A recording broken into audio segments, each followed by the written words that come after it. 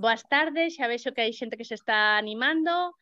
Este clube de lectura deste mes comenzamos un pouco en galego, como sempre, pero imos cambiar o castelán porque temos aquí a Inés Sánchez de Madariaga co seu libro sobre Matilde Ucelai, la primeira arquitecta española.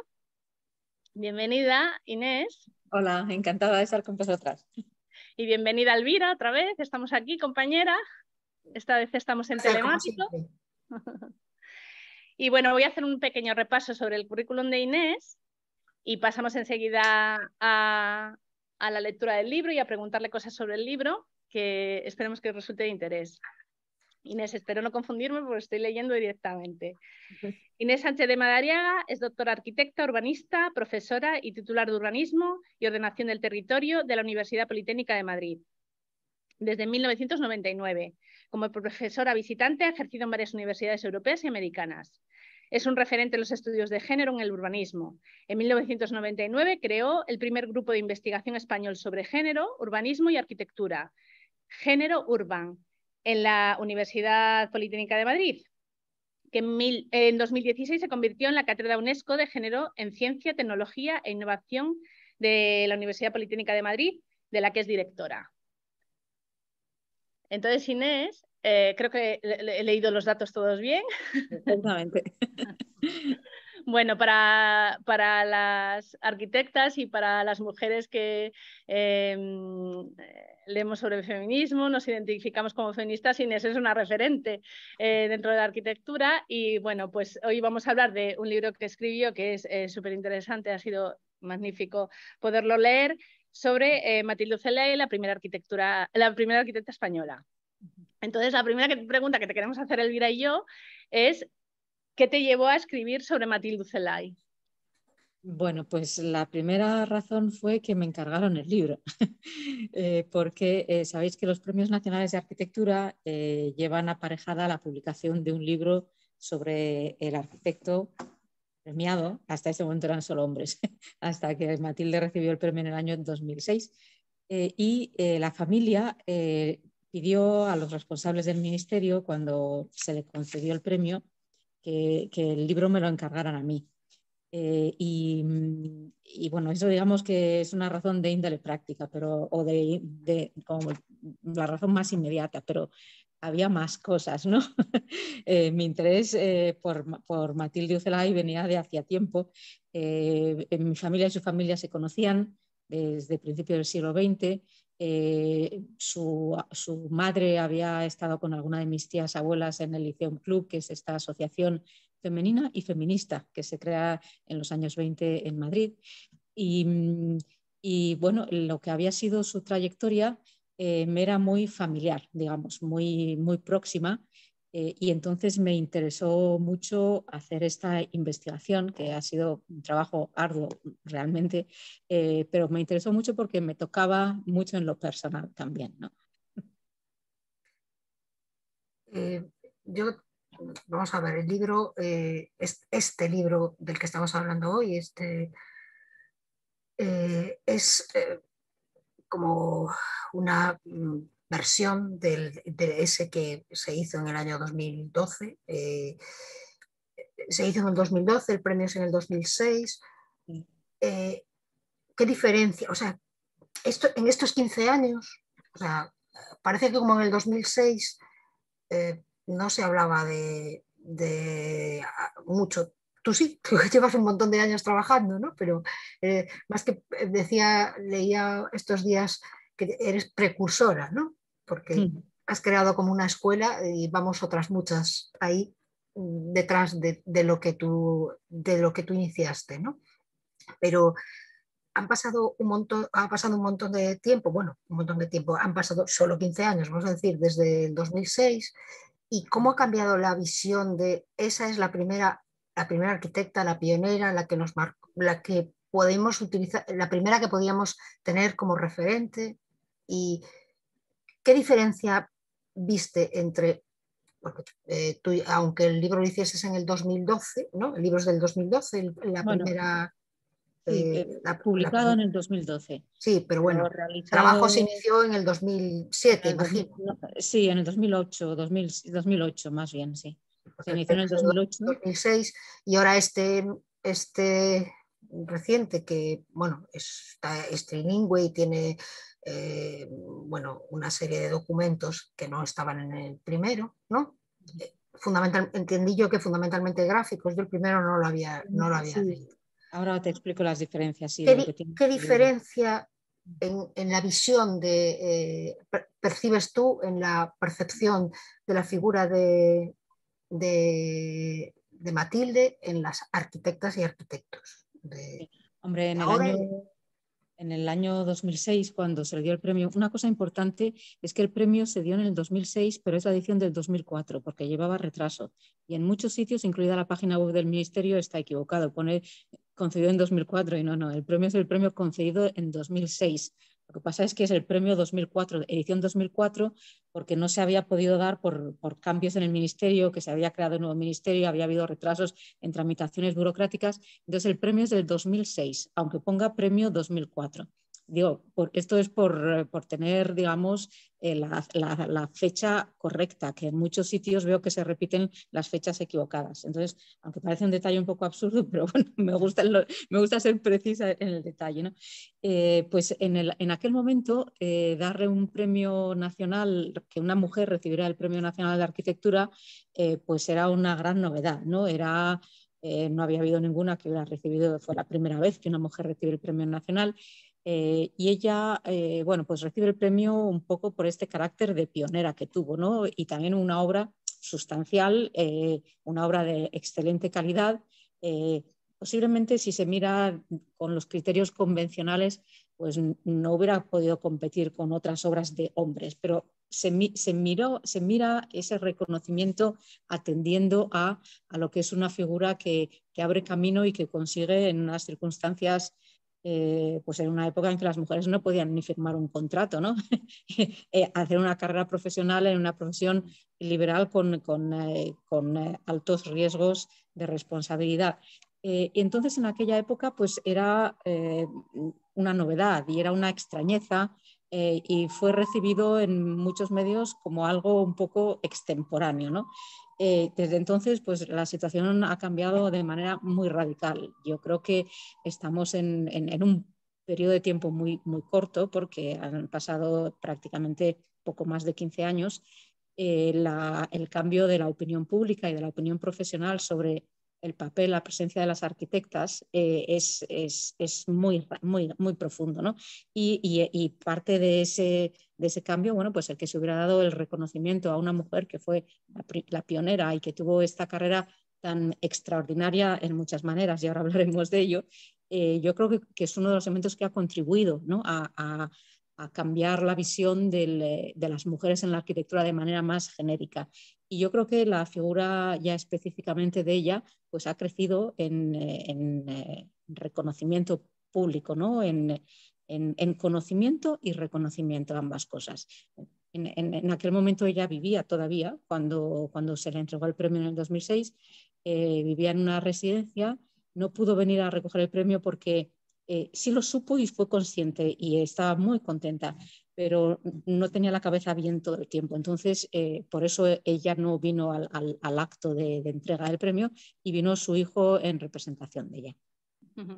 Hay una cosa que no hemos comentado para la gente que a lo mejor todavía no haya leído el libro o no conozca la figura de Matilde Ucelay, es que Matilde Ucelay obtuvo su título de arquitecta justo 2 meses antes, si no me equivoco, del estallido de la Guerra Civil Española.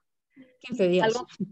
Claro, es que es algo absolutamente determinante en cómo se desarrolla su carrera. Para mí ha sido como muy impactante, ¿no? Porque primero cómo es que aparezca una sola mujer en la Escuela de Arquitectura de Madrid. No sé si me estoy equivocando, creo que tenía otra compañera más, Inés. Sí, había otras 3 mujeres, una de ellas, pero que empezaron como 1 año o 2 después que ella.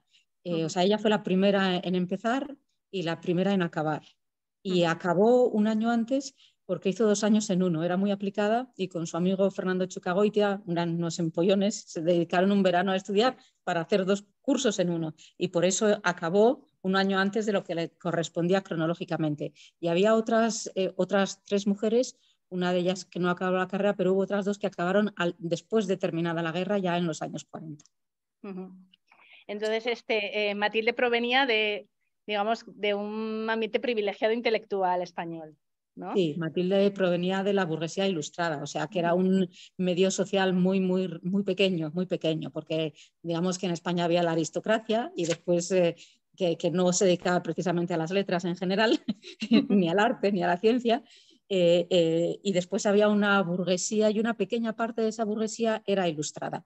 Y en ese ambiente muy, muy reducido, pues fue donde nació ella, en una familia de 4 hermanas, eran 4 chicas, con una madre que era un personaje, la madre de Matilde se llamaba Pura Maortu Alombera, que era miembro de esta asociación femenina y feminista, era amiga de García Lorca, sabía mucho de música, de teatro, dirigía teatro.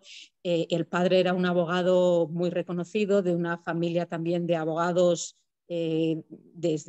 durante todo el siglo XIX, que había estado vinculado a la creación de la institución libre de enseñanza. Entonces ella creció y después ella estudió en el Instituto Escuela y creció en este ambiente liberal, ilustrado, cultural, de un alto nivel cultural, donde había mucho interés pues, por el arte, por la poesía, por la música, por el teatro, por la ciencia.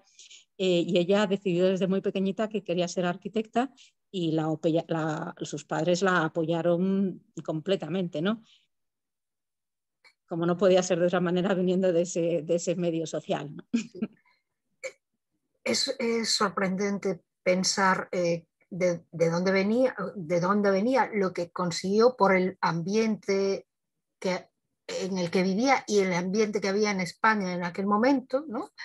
Y lo que después, bueno, esa fuerza que tuvo para continuar, luego ya lo hablaremos, ¿no? Como esa especie de doble personalidad de la que habla su hijo, que, bueno, es mejor explicarlo luego, pero sí que es sorprendente, ¿no? Lo bien que hubieran ido las cosas, lo diferente que hubiera sido su vida si no hubiera pasado, no hubiera sido la guerra y el estallido de la guerra y todas esas cosas, pues bueno, pero aparte de eso, luego su fuerza personal, creo yo, fue la que le permitió durante esos años tan complicados trabajar como arquitecta. Sí, sí, esto sin duda es una cosa muy, muy evidente y que se trasluce de absolutamente todos los testimonios y después de la realidad de cómo vivió y de cómo trabajó, que era una persona con muchísima fuerza de voluntad, muy tenaz, muy disciplinada, muy dispuesta a hacer las cosas hasta el final con el esfuerzo que hiciera falta, que trabajó muchísimo toda la vida, todos los días de su vida. Y afrontando situaciones realmente muy muy ¿no? Que cuando queráis hablaremos de ella. Sí, o sea, yo creo que hay una cosa que es determinante, que es que justamente después de terminar la carrera se produce el estallido en el verano de la Guerra Civil y yo creo que en agosto, si no me equivoco, ahora la fecha me baila un poco, en agosto hay un proceso de incautación del Colegio de Arquitectos de Madrid para hacer una especie de, digamos, de mensaje de legitimación del régimen elegido democráticamente, ¿no? De la República. Y entonces en ese proceso de nueva creación de una junta de gobierno del Colegio de Arquitectos de Madrid, aparece la figura de Matilde Celay porque es nombrada secretaria. Porque, digamos, yo entiendo que esto viene de su propia tradición política, digamos, siendo estudiante, de sus relaciones personales. No he llegado a hacerme como la figura exactamente de qué la puede llevar a ella a estar en esa junta de gobierno. ¿Cómo lo interpretas tú? Bueno, yo por lo que he podido deducir, y hay cosas que son objetivas de los datos que vienen de los documentos y de las entrevistas que he hecho para el libro, porque entrevisté a muchas personas y familiares y amigos que la trataron y la conocieron. Y ella tuvo un papel muy activo entre un grupo de personas que al inicio de la guerra el primer colegio que se incautó para ponerlo al servicio del esfuerzo bélico. O sea, en los colegios, fijaos, en la guerra hace falta hacer fortificaciones, hace falta proteger edificios, hace falta hacer construcciones que tienen que ver con el esfuerzo bélico. Y entonces el colegio de Barcelona se incautó antes que el de Madrid. Y hubo una serie de personas en Madrid que supieron de ello y de alguna manera este grupo de personas formaba parte de las relaciones sociales y personales y de amistad de profesionales de Matilde, y ella forma parte del grupo de personas que participan en la incautación, que digamos, la lidera era un arquitecto que era diputado socialista por Almería.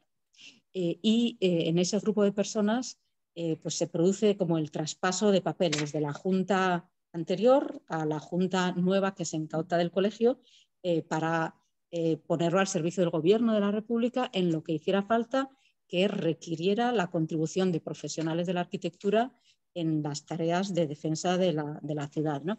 Y ahí parece ser que entran unos arquitectos, se hace la firma tal, y después entran los que no estaban colegiados todavía. Ella acababa de terminar la carrera 15 días antes, no estaba colegiada, pero entran en la sala y ya se hacen los nombramientos, y a ella la nombran secretaria de la Junta. Y ocupó ese papel y aparece su firma en algunos documentos de carnets de identidad colegial de algunos compañeros, que yo he visto esa firma y creo que alguno lo he reproducido en el libro, hasta el mes de octubre, porque la familia enseguida se va a Valencia. En cuanto empieza la guerra, el padre tiene un problema de salud con una gangrena en una pierna, en Madrid no hay alimentación buena y se van a Valencia, donde la situación, las condiciones de vida son más saludables. Es decir, que ella está 3 meses escasos formando parte prácticamente. De esa... La fecha exacta en que se van a Valencia no la sé, pero es en algún momento del otoño, porque en enero se casa y está la fecha de la boda, que el documento está ahí, no sé si es enero o es febrero, o sea, es a inicios del 38 y es en Valencia, con lo cual tuvieron que haber viajado, y los documentos estos con firma de ella del colegio, los últimos que he visto son de esa fecha de septiembre-octubre, con lo cual entre octubre y enero es la fecha máxima, o sea, ese es el plazo temporal en que se tiene que haber producido ese viaje a Valencia de toda la familia. Esta es la junta que en el libro, digamos que es la Junta del Frente Popular, digamos, la junta a la que pertenece, la Junta de Gobierno a la que pertenece Matilde Ocellei, o digamos que aparece otras juntas de gobierno a lo largo del proceso de la guerra. Eso es lo que te... Eso no lo sé, eso ya no lo sé, porque esa historia del colegio yo no la he seguido, yo he estudiado la peripecia de ella, no la del colegio. Claro. Entonces no sé después qué pasó. Yo sí sé que en el año 39... una segunda incautación del colegio, sí, exactamente, que es al finalizar la para guerra, el proceso de consejos de guerra y de depuración. Exactamente, al finalizar la guerra hay una segunda incautación del colegio por parte de Falange, y son miembros de Falange los que los que incautan de nuevo y nombran una nueva junta dominada por personas pertenecientes a Falange, que muchos de ellos habían sido compañeros de ella de carrera y la conocían de la época de estudiantes. Que esa es una parte muy dura, ¿no?, de toda esta historia, porque digamos que ya terminada la guerra, Matilde y su marido, que ahora su nombre, perdonadme, pero se me ha... José Pepe Ruiz Castillo. Exactamente. Bueno, Pepe Ruiz Castillo, que era editor, bueno, vuelven a Madrid a vivir, ¿no? Por ejemplo, tenemos la historia de su hermana, no me quiero confundir de su nombre, era Margarita. Margarita se va a Nueva York. Se exilió, digamos, sí. Y ellos vuelven a Madrid. Sí. Y entonces aparecen unos procedimientos que de verdad, o sea, cuando lo ves desde el punto de vista de una persona que perteneció 3 meses a esta junta de gobierno, me parece kafkiano con ella, ¿no? Entonces aparecen estos, o sea, hay una cierta... aparecen los consejos de guerra, en donde el régimen busca entre los arquitectos, de la misma manera que buscaba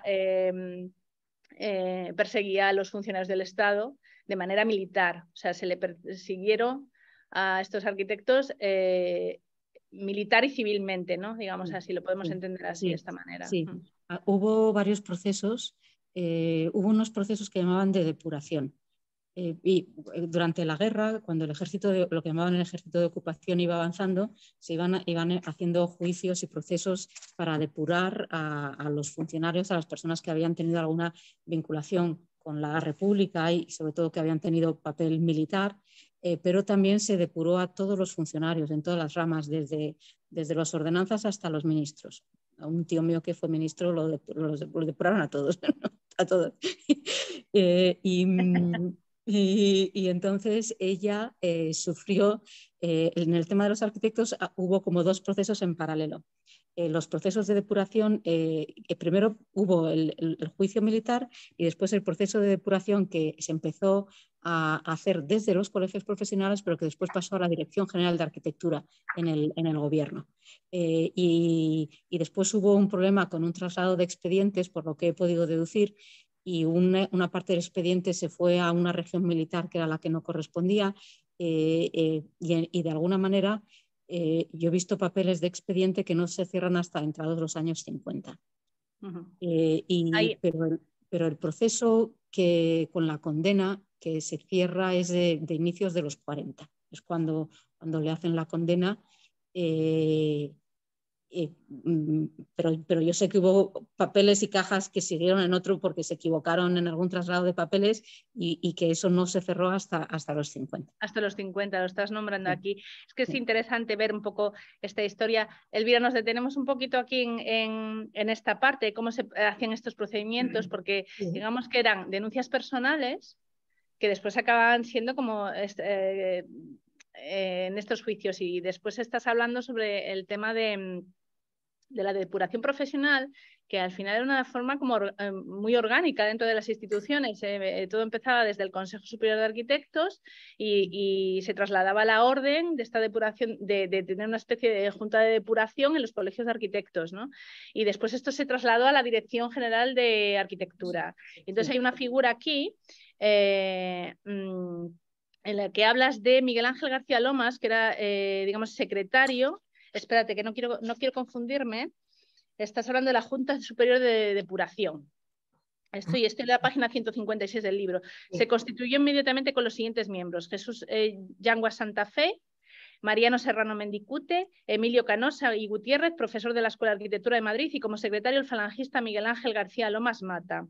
Y entonces aquí estás diciendo, este último tenía la misma edad que Ucelay y había sido su compañero de clase hasta que ella adelantó un curso junto con Chueca Goitia, que es lo que estabas comentando, que empollaron muchísimo y adelantaron. En los años de la universidad, mientras Ucelay militaba en la FUE, el Sindicato Estudiantil Progresista, García Lomas militaba en el SEU, sindicato estudiantil creado por la Falange para frenar el movimiento estudiantil de la izquierda. García Lomas formó parte durante la guerra de la Junta de Mando Provincial de Falange Española en Madrid y más adelante se convirtió en hombre fuerte del aparato franquista, donde ostentó sus numerosos cargos en el ámbito de la arquitectura: inspector general del Ministerio de la Vivienda, director general de Vivienda, director general del Instituto Nacional de Vivienda, jefe nacional de la Obra Sindical del Hogar y director general de Arquitectura, y terminó su carrera como alcalde de Madrid, el último designado por Franco en 1973. Es que es importante ver en esta comparativa que puede establecerse con qué pasó con Matilde y cómo pudo desarrollar su carrera, porque precisamente en estos expedientes que estás comentando tú y su última, es una condena lo que ella recibió, ¿no, Inés? O sea, sí, bueno, fue una condena económica, una sanción, la llamaban una sanción en realidad, porque no fue a la cárcel, no, estuvo en arresto domiciliario, eso sí, en arresto domiciliario sí estuvo, y después fue una sanción económica importante y una prohibición de ejercicio de cargos públicos y de confianza de por vida, y eso fue de por vida. Y de ejercicio privado de la profesión durante 5 años. Esa fue la condena. Claro, perdona, emoción. Esa condena o esas sanciones fueron mucho más duras para ella que para ellos. Bueno, aquí hay una cosa curiosa, sí, porque al ver las sanciones que se impusieron, al principio hay que tener presente que en aquella época había muy pocos arquitectos en España. Terminada la guerra había una gran necesidad de estos profesionales para la reconstrucción. Entonces, cuando hicieron el proceso de depuración con las sanciones en los que a muchos arquitectos se les prohibía ejercer la profesión por haber participado o haber tenido alguna relación con la República o con el ejército durante la guerra, se hizo una revisión porque considerando que eran unas sanciones demasiado duras, más que nada porque se necesitaban aquellos profesionales para la reconstrucción. Entonces, se hace esta instrucción y ahí está ahí la argumentación en la documentación de por qué se hace para reducir las penas. Y entonces yo me tomé la molestia de hacer un cuadro de las penas, de las sanciones de antes y después de esta decisión, que es en torno al inicio de los 40, no sé si es del 41 o del 42, ahora no lo recuerdo bien. Y hay una reducción sistemática de todas las sanciones a todos los arquitectos que habían sido sancionados, que, a ver, el cuadro lo tengo por aquí, son del orden son 80 y tantos en el Colegio de Arquitectos, ¿no? Y en el total de toda España, 180 y tantos, los que habían recibido una sanción provisional, y veis que al final sancionan solo a 81, o sea que más de la mitad de los que habían recibido algún tipo de sanción quedan sin sanción. Y después hay muchos que reciben una sanción menor. Y de todos ellos, o sea, de todos estos 180 que habían recibido una sanción provisional, a la única que se le incrementa la sanción después de este proceso de reducción sistemático de sanciones es a ella, que era la única mujer. Es que, bueno, esto lo vamos a comentar, lo dices en el texto, ¿no? Que claro. era una idea, era una mujer muy diferente a la idea ideal del papel de las mujeres que tenía el régimen. Entonces, bueno. Hay una cosa también importante en esto de las sanciones, Inés, que es que aquellos arquitectos que participaron en acciones militares durante la guerra, sus sanciones, digamos, no eran tan consideradas como las participaciones, digamos, institucionales o públicas que hubieran tenido. De hecho, hablas sobre, por ejemplo, la pertenencia de Matilde Ucelay a la Institución Libre de Enseñanza, si no me equivoco, sí. Y este tipo de participaciones públicas previas a la guerra, digamos que parece que tienen más sanción que la propia participación militar. Se vieron muy mal en el caso de ella, al menos en el caso de ella, porque en el caso de ella concurría eso con el hecho de haber participado en la Junta de Incautación del colegio. Concurría pues estos antecedentes, digamos, de participación en estas organizaciones culturales y también algunas de un sesgo un poco más político, como había sido la FUES, que siendo una asociación estudiantil, pues sí tenía una orientación, entre comillas, política. No era una organización política, pero sí tenía un sesgo político, que era, digamos, moderado, de izquierda muy moderada. Matilde Ucelay no era ni siquiera socialista, ella era una burguesa, una burguesa liberal, digamos, ¿no? O sea, que estaba realmente muy en el centro político, tirando hacia la izquierda, pero realmente en el centro político. No era para nada de izquierdas políticamente, en el sentido que se puede decir de la izquierda, digamos, del socialismo, que en aquel momento el Partido Socialista era un partido, digamos, importante, pues del Partido Socialista hacia la izquierda, que en aquel momento estaba también estaban los anarquistas, que era una fuerza importante. El Partido Comunista no, en aquella época no era importante, pero socialistas y anarquistas sí. Y ella no estaba ahí, estaba en un lugar mucho más moderado, ¿no? Pero claro, era mujer y entonces eso, digamos, que como que multiplicaba lo que de ofensivo podía tener una participación en política que era muy moderada, ¿no? Porque si ya era de por sí ofensivo que quisiera ser arquitecta, pues más ofensivo quizá parece que debió ser el que tuviera estos intereses con respecto a la vida pública, como por ejemplo el hecho de haber querido participar en la gestión del colegio, ¿no? Y en ese momento concreto de participar en la gestión de la institución colegial, pues quizá tenía más significado que en una época normal de paz, ¿no? Digamos. Esperemos, Elvira, porque si no, la que nos espera. De todas formas, es cierto... No llevamos 3 meses, ¿eh? Llevamos más. Es cierto que sí que se percibe perfectamente que ella no es una figura especialmente vinculada a eso que dices tú, no es como especialmente activa, digamos que sí que es una figura de centro, pero en las acusaciones parece poco menos que ella la defendió gente, ella tenía muchos amigos en todas partes, porque era de una gran familia burguesa. Claro, y por ejemplo, sus defensas, uno de los que salen a defenderla era un amigo suyo, Alberto Díaz, que era falangista, camisa vieja de falange, que era dentista, era odontólogo, que era un gran amigo de su familia, se conocían de esquiar en la sierra.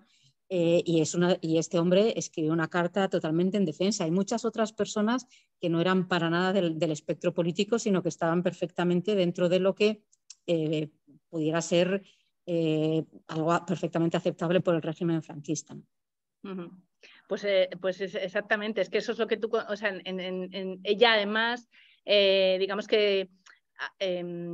declaró en sus juicios, porque hubo otros arquitectos que directamente no declararon y se fueron al exilio. En ese sentido, ella, digamos que tenía como parámetros para la posible defensa, pero cuando lees sus acusaciones es que poco menos que parece la pasionaria. Es una sensación como muy curiosa, ¿no?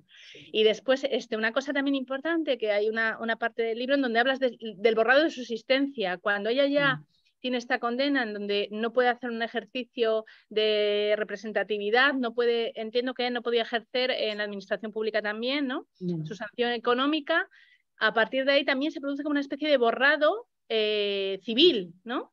Sí, de borrado profesional, ¿no? Porque en aquella época había un listado de de arquitectos que publicaba el Colegio de Madrid todos los años, con sus direcciones, los nombres, el teléfono y la dirección. Digamos, como la referencia de los arquitectos españoles, ese librito lo publicaba todos los años el colegio.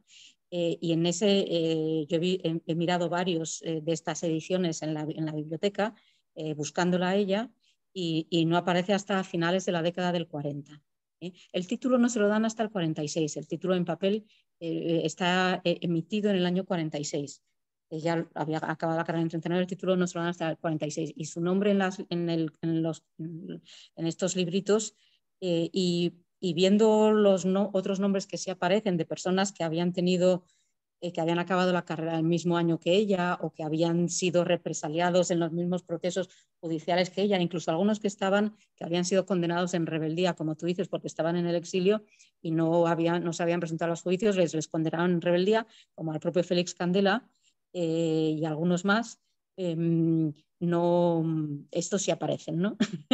Entonces, bueno, es llamativo, ¿no? Quiero decir que parece, o sea, se puede deducir con bastante probabilidad de no estar equivocada, que está hecho de manera intencional. Con los datos que aparece que nos transmites aquí, no hay duda alguna, era eso, era de izquierdas y además era mujer, y entonces era una osadía, por decirlo de modo suave, una osadía haberse atrevido a estudiar arquitectura y sobre todo también a participar en la vida pública.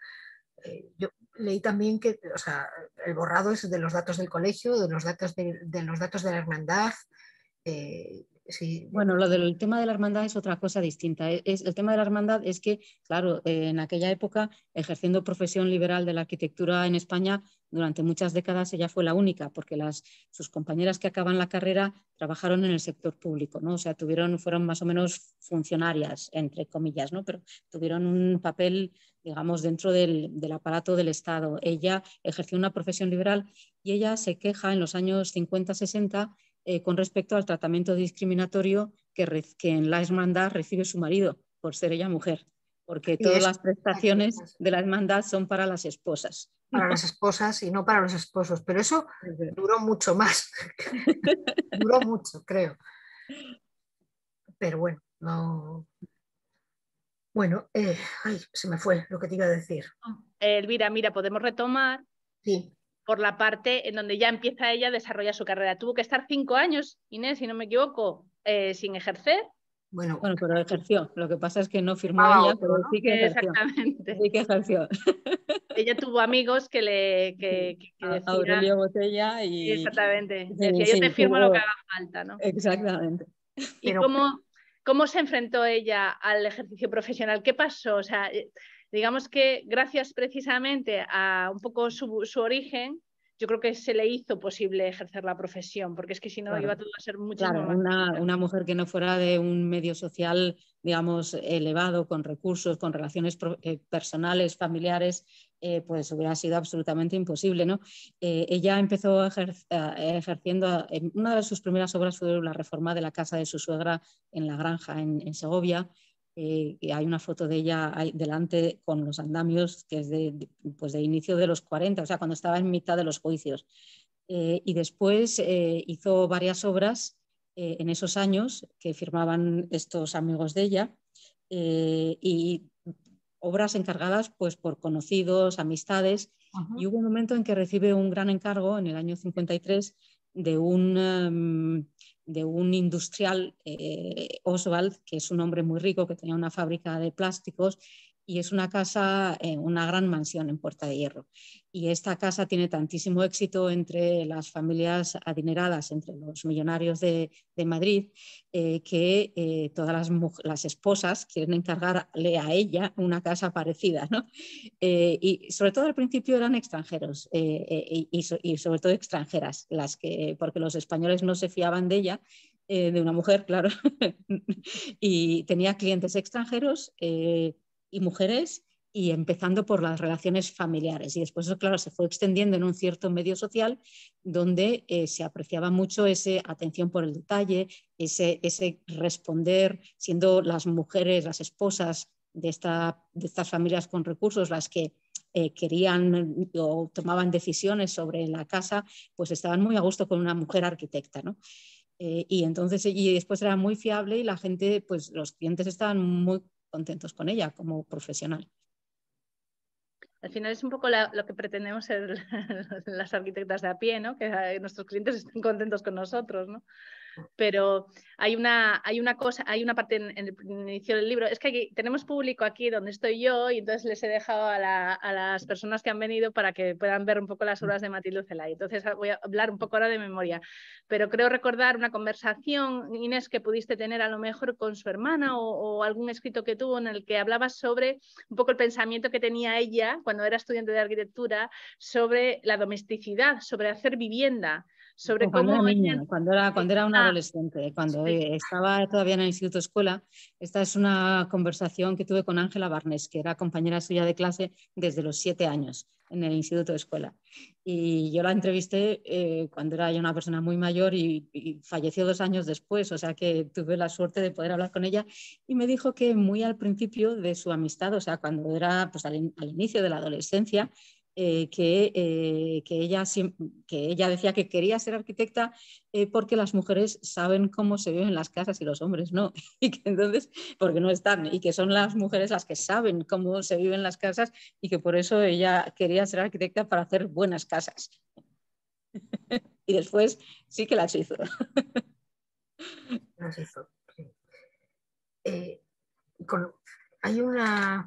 Voy a saltar un poco, aunque bueno, este tema de la obra, y hay una parte que tienes unas reflexiones al respecto de la arquitectura doméstica y de si aportan las arquitectas una visión diferente y al proyecto residencial derivada de su experiencia propia. Eso, hombre, supongo que es evidente, ¿no? Pero es evidente por cómo eran las cosas antes, ¿no? O porque cómo educaban a la gente antes, ¿no? Pero bueno, sigue pasando, ¿no? Yo creo que sí. Aunque, bueno, fíjate, este es uno de los cambios que ha habido en la primera pregunta que me hacías sobre los cambios en estos 15 años. Hace 15 años había muy pocas arquitectas que primero se referían a sí mismas como arquitectas. La mayor parte decían, no, yo soy arquitecto porque soy igual que ellos. Y digo, vale, sí, eres igual que ellos, pero eres mujer, puedes poner arquitecta A con A. Y esto era la actitud normal hace 15 años. Hoy en día pues es rarísimo que una arquitecta se refiera a sí misma como arquitecto, ¿no? Y también hace 15 años era muy raro que las arquitectas pensaran que su manera de hacer arquitectura pudiera diferir de alguna manera de la de los arquitectos. Era muy raro. Eso formaba también parte de esta visión de una misma como profesional, que es igual que ellos, yo no soy menos, soy igual, lo hago igual, no hay diferencias, soy igual de capaz, no hay diferencia. Y hoy en día yo creo que esto ha cambiado, ¿no? Y sigue habiendo muchas que se ven a sí mismas como, no, yo es igual, no hay diferencias en cómo yo hago o cómo hacen mis colegas varones, pero hay muchas que sí lo ven, ¿no? Que lo ven en su propia práctica y que lo reconocen como una realidad y si bien es cierto que es muy posible que haya arquitectas que efectivamente aborden su labor profesional exactamente igual que ellos, y estoy segura que las hay. O sea pero también es cierto que el hecho de la experiencia vital y cultural y educativa que las mujeres aportamos a una profesión que consiste en configurar los espacios de la vida, pues hay que aculturarse mucho para no y ser capaces de integrarse en la visión masculina, aunque sea la dominante hasta ahora, aculturarse de lo propio femenino para que eso no se trasluzca de alguna manera. Y en las generaciones pioneras, pues esto era muy normal, ¿no? La aculturación, entre otras cosas, porque si no te aculturas y te conviertes en uno más de ellos, pues era muy difícil sobrevivir. En aquellas generaciones en que eran pocas, no tan pocas como en la época de Matilde, pero quizá en los años 70, principios de los 80, en que eran muy pocas, pero ya eran bastantes y buscaban mimetizarse con el paisaje masculino, ¿no? Pero yo sí que creo que hay esa capacidad y esa posibilidad, sobre todo, y esa yo creo que es algo además deseable, que se aporte esa experiencia vital distinta, específica, esa manera diferente de ver y de entender el espacio y el uso y la vida en la arquitectura y en la ciudad que pueden aportar las mujeres. Yo creo que esto en la obra de Matilde se ve muy claramente, que su arquitectura aporta una experiencia y un entendimiento de la vivienda que sus compañeros varones de su generación y de después no aportan de la misma manera. Hay aquí un trocito que describe muy bien eso que dices, que vivía esquizofrénicamente, porque lo que no quería hacer o no podía era extremadamente difícil trasladar a lo profesional su condición de mujer. Dejo esto para generaciones posteriores. Esto es una frase de su hijo. Sí. Esta es de una Dejó entrevista esto para generaciones posteriores. Dejó esto para generaciones posteriores. Sí, pero su arquitectura sí que trasluce su condición de mujer, no su manera de hacerla. Quiero decir, no su manera de ejercer la profesión, porque ella trabajó igual que un hombre, con una dedicación y una entrega absoluta a su trabajo, igual que hacían los hombres. Pero sí en las obras sí que se trasluce su experiencia y su concepción como mujer en la obra, no en su manera de ejercer la profesión. Ahí fue igual que ellos. Ahí, ahora te pregunto, su condición como mujer porque aprendió unas cosas, o sea, de su experiencia vital, pero eso no quiere decir que solo las pudieran aprender las mujeres, las podían haber aprendido los hombres, pero no era así, ¿no? Bueno, en esa generación En los esa hombres no lo generación hubieran, en esa generación totalmente o casi imposible, no imposible, pero prácticamente imposible. Imposibilidad tendente a cero. en este texto de su hijo, en esa especie de dualidad de la que habla, trabajaba como un hombre, no es exactamente así, ¿no? Pero su modo de trabajar era exactamente igual al de los hombres, pero luego ella tenía una vida de esa sociedad como una señora Sí. vestida de valenciaga y Sí. que recibía gente los sábados por la noche y que tenía Sí. el mantel perfecto Sí. o sea, esa dualidad que explica su hijo ahí.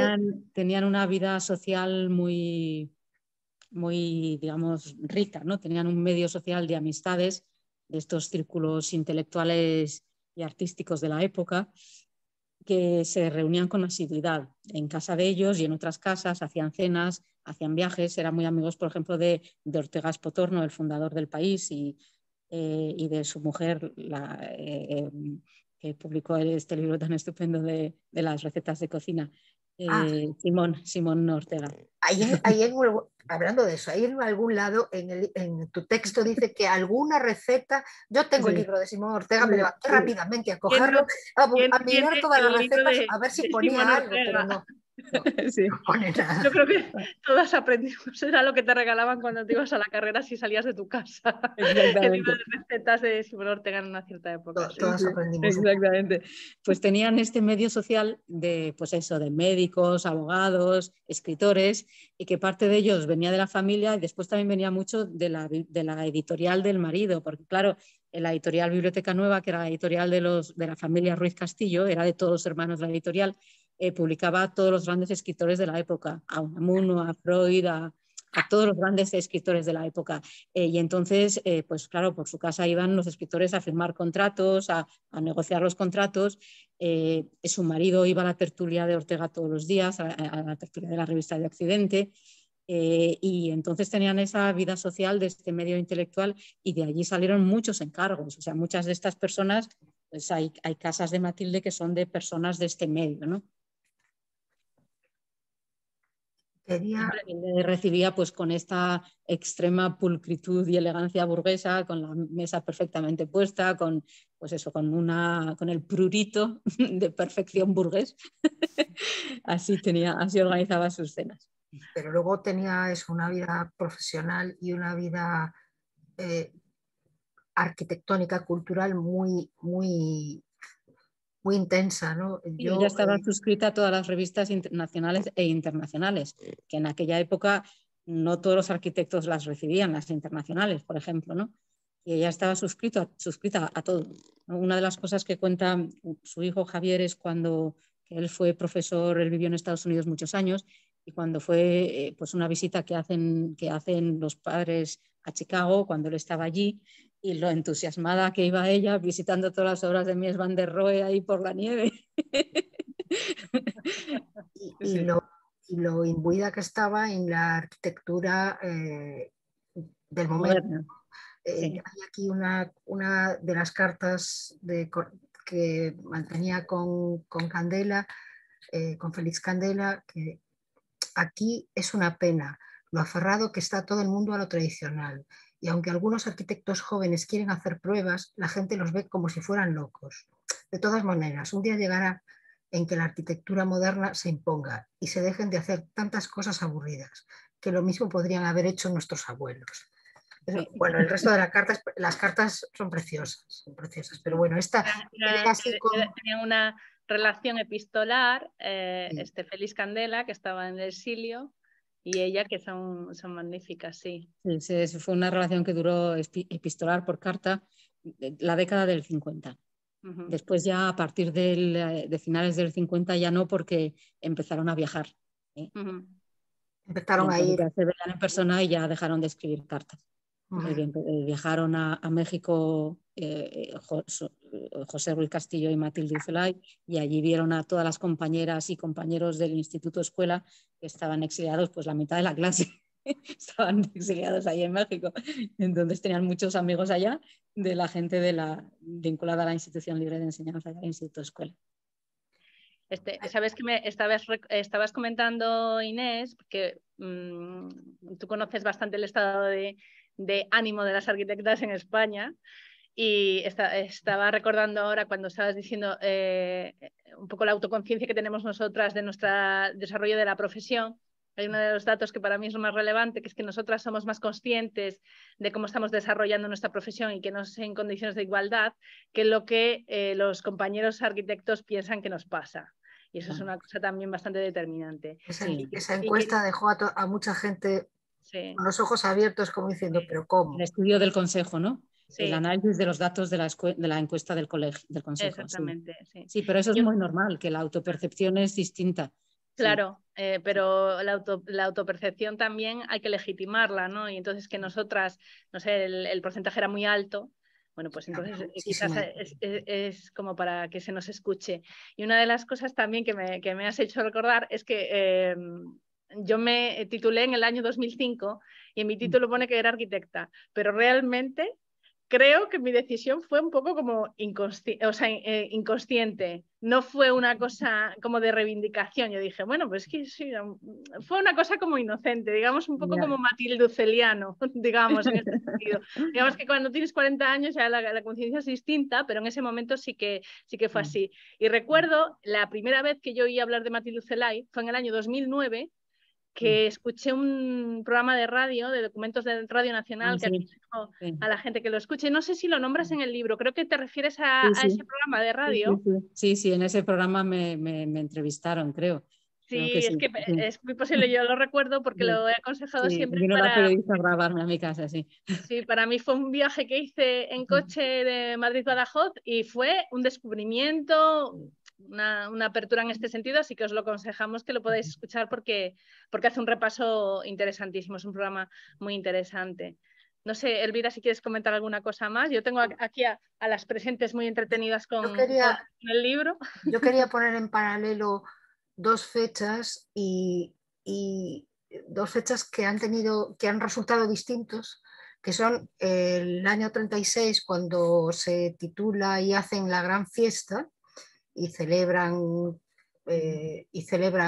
que es la primera arquitecta, y cuando, bueno, y algunos hacen alguna bromilla, digo por el artículo de Ana Sagasti.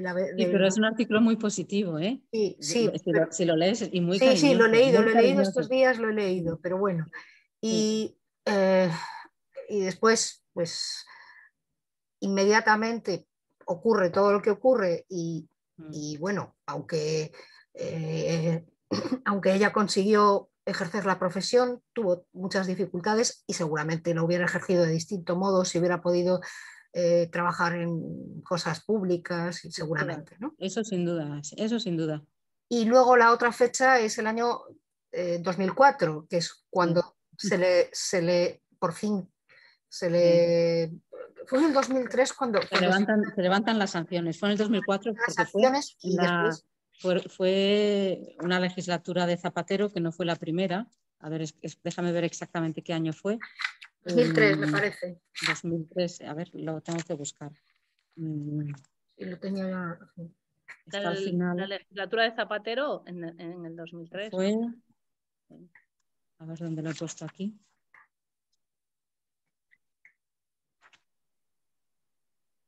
A ver dónde lo he puesto.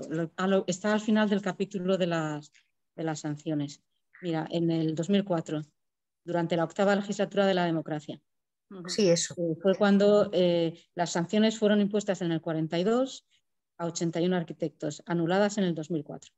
Bueno, anuladas es que esa parte a lo mejor ya me despisto. O sea que, página 160. Lo que pasó del 36 hasta el 2004 y luego en el 2004, que fue como diciendo, como todo muy tapado, y luego lo que ocurrió desde el 2004 cuando le dieron el Premio Nacional de Arquitectura. El premio se lo dieron en 2006. Eso, 2006.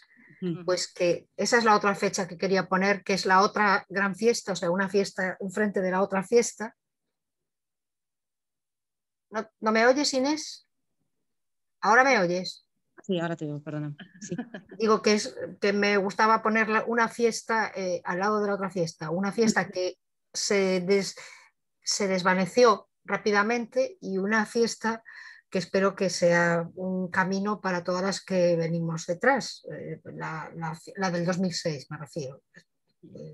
Son dos fechas que me parecen... Ya tuvimos a una segunda arquitecta premio nacional también el año pasado. Sí, pero tardamos desde el 2006 hasta el año pasado, ¿eh? No ha habido más, ¿no, Inés? ¿Tú qué No ha habido más, ¿no? Y tendremos que esperar, no os preocupéis, unos cuantos años más. Bueno, las cosas, ya lo sabemos, han cambiado mucho en estos años y falta mucho, pero bueno, hay que seguir dando pasitos y ya está. Yo creo que es muy importante revisar la historia de Matilde Ucelay realmente para saber dónde estamos ahora. O sea, pero dónde estamos ahora todos y todas. Las mujeres arquitectas, lo que significa también estar en las instituciones, defender las profesiones y defender la cultura arquitectónica del territorio, ¿no? Porque a mí particularmente, Inés, me ha situado, me ha colocado muchísimo su momento en determinadas cosas que pueden pasar, ¿no? Y entonces, bueno, pues no me parece menor recomendar este libro, la verdad. Y la reedición, estoy encantada de El libro es poderla precioso. disfrutar. La primera edición fue muy bonita, pero esta es todavía más bonita.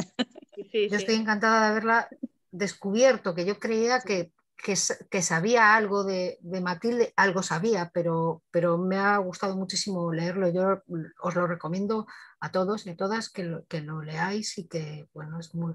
Así, para mí ha sido muy constructivo. Es como tenías esa idea de esa mujer burguesa y esa idea de esa mujer burguesa a lo mejor te apaga todas estas cosas que si no lees pormenorizadamente, pues no te enteras. Si no las sabes, no las sabes. Bueno, es que quizás aparece como fácilmente la complejidad de una persona y de la historia de un país.